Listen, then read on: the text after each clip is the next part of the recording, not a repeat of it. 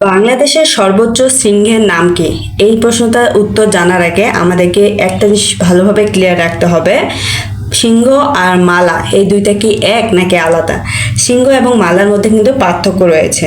পর্বতে একটি নির্দিষ্ট চূড়া ও সর্বোচ্চ যে বিন্দু এটাই হচ্ছে সিংহ। অর্থাৎ আমরা যদি একটা ত্রিভুজকে কল্পনা করি তখন আপনারা কিন্তু দেখতে পাবেন যে ত্রিভুজের উপরে যে বিন্দুটা এটা কিন্তু শীর্ষবিন্দু। ঠিক ওভাবে যদি কল্পনা করেন তাহলে উপরে যে বিন্দু সেটা হচ্ছে সিংহ। আর মালা হচ্ছে অনেকগুলো পর্বত বা সিংহ যখন সারিবদ্ধভাবে একত্রে বিস্তৃত থাকে তখন তাকে পর্বতমালা বলে। তার মানে সিংহ মানে হচ্ছে একটি আর মালা মানে হচ্ছে অনেকগুলো সিংহ যখন একসাথে থাকবে তখন সেটাকে মালা বলে। অর্থাৎ চিত্রতে দেখতে পাচ্ছেন যে একটা পর একটা বক্রাকারে, তার মানে আমরা মনে রাখবো ত্রিভুজের উপরে যেটা সেটা হচ্ছে সিংহ আর বক্রাকারে যেটা অর্থাৎ বক্ররেখা সেটা হচ্ছে মালা। আরো সহজভাবে মনে রাখার জন্য আমরা মনে রাখবো যদি একটা ফুল ধরেন, এই ফুলটা হচ্ছে সিংহ, অনেকগুলো ফুল যদি আমি গাঁথি সেক্ষেত্রে কি হয়? একটা মালা হয়। এটাই হচ্ছে পর্বত মালা। তাহলে বাংলাদেশের সর্বোচ্চ শৃঙ্গের নাম হচ্ছে তাজিংডং অথবা বিজয়। পৃথিবীর দীর্ঘতম নদী কোনটি?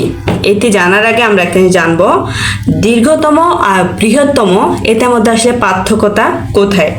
দীর্ঘতা মানে হচ্ছে যে দৈর্ঘ্য, অর্থাৎ যে নদীর দৈর্ঘ্য সব থেকে বেশি সেটাই হচ্ছে দীর্ঘতম নদী। আর বৃহত্তম মানে বড়, অর্থাৎ যে নদী আকারে বড়, তার মানে যে নদীতে পানি সব থেকে বেশি আছে সেটাই হচ্ছে বৃহত্তম নদী। তাহলে দীর্ঘতম আর বৃহত্তম দুইটা কিন্তু এক জিনিস না, দুইটা আলাদা। দীর্ঘ থেকে মনে রাখবো দৈর্ঘ্য, আর বৃহত্তম মানে হচ্ছে বড়। পৃথিবীর দীর্ঘতম নদী হচ্ছে নীল নদ আর পৃথিবীর বৃহত্তম নদী হচ্ছে আমাজন। ঠিক আছে, তো নদী সম্পর্কে প্রশ্ন আসবে, তাই নদী সম্পর্কে যত তথ্য আছে সবগুলো আমাদেরকে পড়তে হবে। এবার আসি বাংলাদেশের সর্বদক্ষিণের দ্বীপ কোনটি? তার আগে আমরা একটু জানি যে আসলে দ্বীপ কি। দ্বীপ হচ্ছে চতুর্দিকে পানি থাকবে, মাঝখানে স্থলভাগ, সেটাই হচ্ছে দ্বীপ। বাংলাদেশের সর্বদক্ষিণের দ্বীপ হচ্ছে ছেড়া দ্বীপ। তবে ছেড়া দ্বীপ যদি অপশনে না থাকে সেক্ষেত্রে বিকল্প উত্তর হিসেবে আমাদেরকে দেখাতে হবে সেন্ট মার্টিন। এখানে উত্তরে কিন্তু ছেড়া দ্বীপ দেওয়া নাই, এখানে যেহেতু ছেড়া দ্বীপ দেওয়া নাই সেন্ট মার্টিন দেওয়া আছে, তাই আমরা এখানে উত্তরটা নেব অপশন গ সেন্ট মার্টিন। বঙ্গ কথাটার অর্থ হচ্ছে বাংলা আর ভঙ্গ কথাটার হচ্ছে ভাঙা, অর্থাৎ বাংলাকে ভাঙা। তার মানে বাংলাকে কিন্তু দুই ভাগ করা হয়েছিল। এই বাংলাকে দুই ভাগ করা হয় 1905 সালে। বঙ্গভঙ্গ রদ, রদ কথাটার অর্থ হচ্ছে বাতিল। তার মানে বাংলাকে ভাঙা, অর্থাৎ বাংলাকে যে দুই ভাগ করেছিল এটাকে বাতিল করেছে, অর্থাৎ বাংলাকে একত্রিত করেছে 1911 সালে। তাহলে বঙ্গভঙ্গ রদ হয় 1911 সালে। এই প্রশ্নটা কিন্তু 2022 সালেও এসেছিল, এই প্রশ্নটা আবার 2016 সালেও এসেছে। তার মানে রিপিট কোশ্চেন কিন্তু হয়, তাই আমাদেরকে 2022 সালের কোশ্চেনগুলো পড়তে হবে এবং 2016 সালের কোশ্চেনগুলো পড়তে হবে, রিপিট হতে পারে। স্বাধীনতা যুদ্ধে মহিলা বীর প্রতীক পান কয়জন? এই প্রশ্নটাতে আমরা খুবই ভুল করি, আমরা মুখস্থ দাগাই 3 জন, কিন্তু এখানে একটা ভুল আছে, উত্তর হবে 2 জন। একটা হবে সেতারা বেগম আর একটা হচ্ছে তারামন বিবি। 3 জন কিন্তু ছিলেন, কিন্তু একজনে হচ্ছে গ্যাজেটটা কি হয়েছে বাতিল হয়ে গেছে, যার কারণে 2 জন কি পেয়েছে বীর প্রতীক, এটা 2 জন পেয়েছে। তাই আপনারা কেউ 3 জন লিখবেন না, সেক্ষেত্রে কিন্তু ভুল হবে। তাহলে স্বাধীনতা যুদ্ধে মহিলা বীর প্রতীক পান 2 জন। বাংলাদেশে বেশি রেশম হয় কোন স্থানে? এখন আমের সিজন চলতেছে না, তো কোথায় আম বেশি পাওয়া যায় বা কোথাকার আম সব থেকে ভালো, এই কথাটা শুনলে আমাদের মাথায় সবার আগে কোনটা আসে? রাজশাহী অথবা নওগাঁ, এই দুইটার কথাই তো মাথায় আসে। আবার পরিষ্কার পরিচ্ছন্নতা আমরা সবাই পছন্দ করি, তো পরিষ্কার পরিচ্ছন্ন যদি কোনো স্থান বা কোনো শহরকে বলা হয় তখন আমাদের মাথায় কার কথা আসে? রাজশাহীর কথা আসে। এই রাজশাহী শুধু আম কিংবা পরিষ্কার পরিচ্ছন্নতা শহর না, এই রাজশাহী হচ্ছে বাংলাদেশে বেশি রেশম চাষ হয়। তাহলে উত্তর ক রাজশাহী।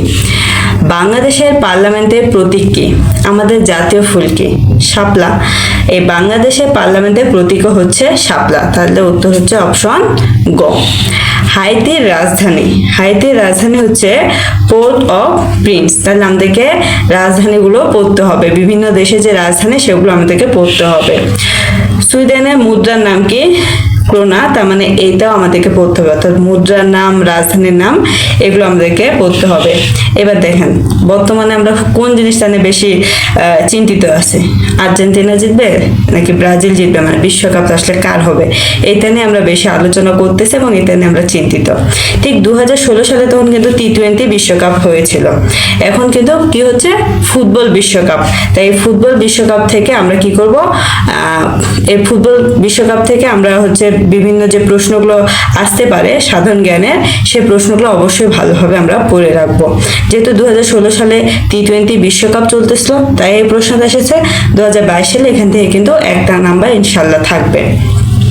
তখন টি-20 বিশ্বকাপ 2016 চ্যাম্পিয়ন হয়েছিল ওয়েস্ট ইন্ডিজ। আন্তর্জাতিক প্রতিবন্ধী দিবস কোনটি, দিবসগুলো কিন্তু আমাদেরকে পড়তে হবে। এই যে প্রতিবন্ধী বা বিভিন্ন যে সমাজের কল্যাণমূলক যে কাজগুলো, এগুলো কিন্তু সমাজসেবা অধীনে। তাই আমি কিন্তু এর আগে বারবার বলেছিলাম যে আমরা যে সমাজসেবার যে ফর্মগুলো তুলছি এক একজন এক একটা পদে, তো কার মানে এখানে কার কোন কাজ, এগুলো আমরা যাতে খুব ভালোভাবে ক্লিয়ার করে যাই, কারণ এগুলা থেকে কিন্তু একটা নাম্বার আসতে পারে সাধারণ জ্ঞানে। তাই আমরা এগুলো অবশ্যই ভালোভাবে পড়ে যাব। অবশ্যই বেসিক, এগুলো দেখেন সবগুলো জিনিস কিন্তু বেসিক থেকে এসেছে, তাই আমরা বেসিক জিনিসটা অবশ্যই ক্লিয়ার করে রাখবো। আন্তর্জাতিক প্রতিবন্ধী দিবস হচ্ছে 3 ডিসেম্বর। জাতিসংঘের বর্তমান মহাসচিবের নাম কি? জাতিসংঘ থেকে কিন্তু 2022 সালে প্রশ্ন এসেছে, 2016 সালে প্রশ্ন এসেছে, তাই এটা কিন্তু আমাদের জন্য ইম্পর্টেন্ট। আমরা আবারও জাতিসংঘের যত কিছু আছে সবকিছু কিন্তু পড়ে শেষ করে ফেলবো। তখন কিন্তু 2016 সালে তখন ছিল বান কি মুন, বর্তমানে কে, এটা আপনারা এখন কমেন্টে জানাবেন, কারণ এবার এটা আসতে পারে। শহীদ বুদ্ধিজীবী দিবস কোনটি? অপশন গয়ে দেওয়া আছে 14 ডিসেম্বর, অপশন ঘয়ে দেওয়া আছে 14 নভেম্বর। তাড়াহুড়া করে 14 দেখে ঘ দাগাই ফেলবেন না, খুব ভালোভাবে প্রশ্ন পড়বেন এবং খুব ভালোভাবে অপশন পড়বেন যে সঠিক জায়গায় কলম দাগাইছেন কিনা। পরীক্ষার হলে কিন্তু এরকম অনেকেই করে, তাড়াহুড়ার কারণে দেখা যায় যে জানা জিনিসটা ভুল করে ফেলে। তাই আপনারা এই ভুলটা করবেন না, অবশ্যই বুঝে শুনে দাগাবেন, যেহেতু সহজ প্রশ্ন কিন্তু আমরা ভুল করি বেশি। শহীদ বুদ্ধিজীবী দিবস হচ্ছে 14 ডিসেম্বর। প্রথম বিশ্বযুদ্ধ আরম্ভ হয় কত সালে, মানে শুরু হয়েছে 1914 সালে, এটা কিন্তু 2016 সালে আসছিল। এখন আপনারা একটু কমেন্টে জানান যে প্রথম বিশ্বযুদ্ধ শেষ হয় কত সালে, এবং দ্বিতীয় তৃতীয় এগুলো একটু ভালোভাবে ধারণা নিয়ে রাখবেন, ঠিক আছে।